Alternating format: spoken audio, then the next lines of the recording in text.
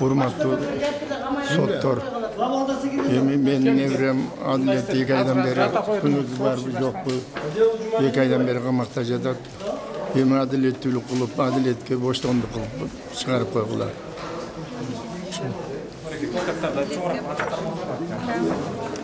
Так, менин атым Гүлзат Алиева, философия илимдеринин кандидаты, манастануучу болуп саналам.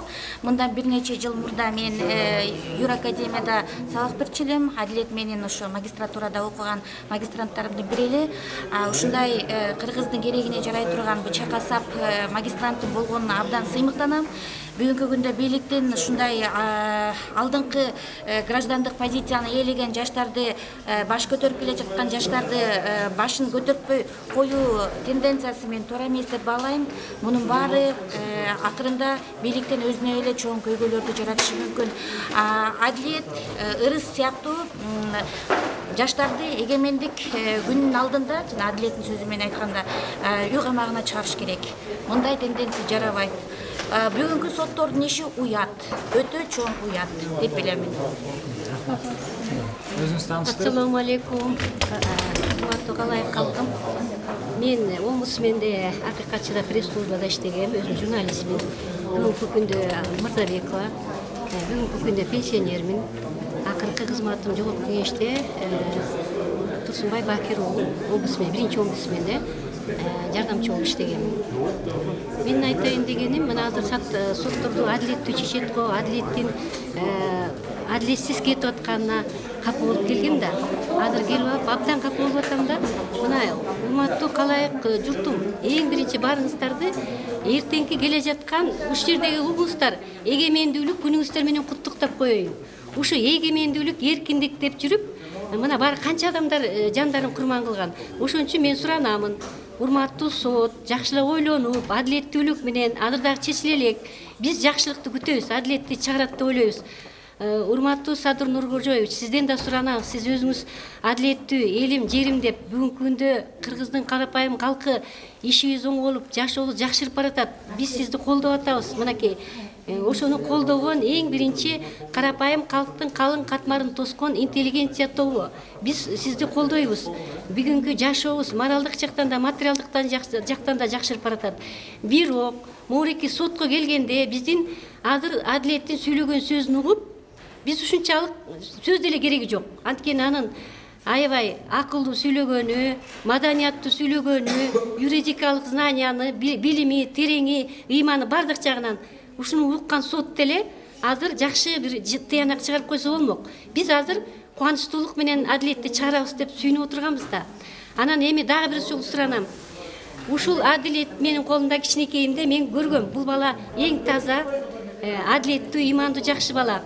Мен мамлекеттик бийликтен жана ушул жердеги урматтуу соттон дагы бир жолу суранам. Адилеттин бүгүнкү күндө мына аксыдан 90догу чоң атасы келди. Ушу чоң атасын эске алып коюңуздар. Экинчиден, адилеттин бүгүнкү күндө атасы биринчи группада азыр аябай тяжелый состоянияда жатат.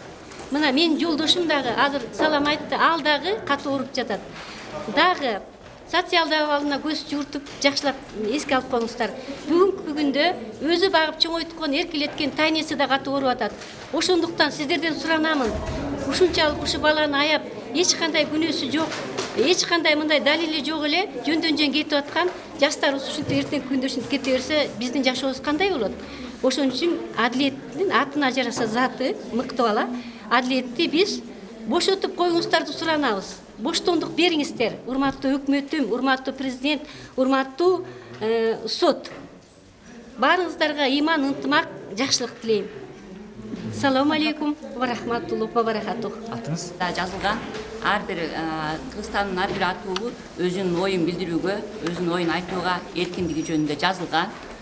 Бирок ошого карабастан адилетти өзүнүн оюн эркин айткандыгы үчүн бүгүнкү күндөгү шартка байланыштуу өзүнүн ойлорун ачык айткандыгы үчүн күнөөлөп жатышат. Ошондой эле казино жөнүндө дагы күнөөлөп жатышат. Казинонун элдин баары жаман көрүшөт, казинонун ачылышына элдин баардыгы эле каршы. Бирок ошого карабастан мына бүгүн адилетти чыгарат го деп келгенбиз, чыгарышкан жок. Мен ойлойм, бүгүнкү күндө биз эң жакшы мезгилге келдик. Биздин президентибиз жаңыланды. Биздеги бийликтин бутактары жаңы системада иштеп жатат деп ойлогонбуз. Бирок бүгүнкү чечимдерди көрүп алып, бүгүнкү жыйынтыктарды көрүп алып, биз ал оюбузга өзүбүз кайра күмөн санап отурабыз. Себеби өзүнүн оюн ачык айтып койгон эле уулубуз, өзүнүн оюн туура айткан эле уулубуз бүгүнкү күндө жалган жала жабылып, мыйзамсыз эле СИЗОдо камалып отурат. Бул менин энелик жүрөгүм үчүн өтө оор тийип атат. Эмнеге биздин ушул күтүп алган, өзүбүз шайлап алган президентибиздин доорунда эмне үчүн мындай каталар кетилип жатат?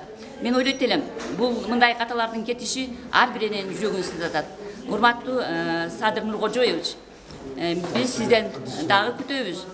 Менин адилеттей уулумдун, эч кандай күнөөсү жок уулумдун жалган жала жабылып, ошол СИЗОдо камалып отурушун өзү мыйзамсыз. Сиз айткансыз, президент болуп жаңы ант берип атканда, мен Кыргызстандын ар бир гражданынын укугун коргоого грант болуп беремин деп айткансыз. Бүгүн сиздин ошол айткан эң жакшы, элди жакшы үмүттөргө жетелеген эң мыкты сөздөрүңүз, эң мыкты тилектериңиз ишке ашпай отурат. Мен аны өзүмдүн баламдын ак жеринен жала жабылып, СИЗОдо камалып отургандан иш жүзүндө көрүп отурам. Мен ойлойм, урматтуу Садыр Нуркожоевич, мындай кемчиликтер кетилбеш керек.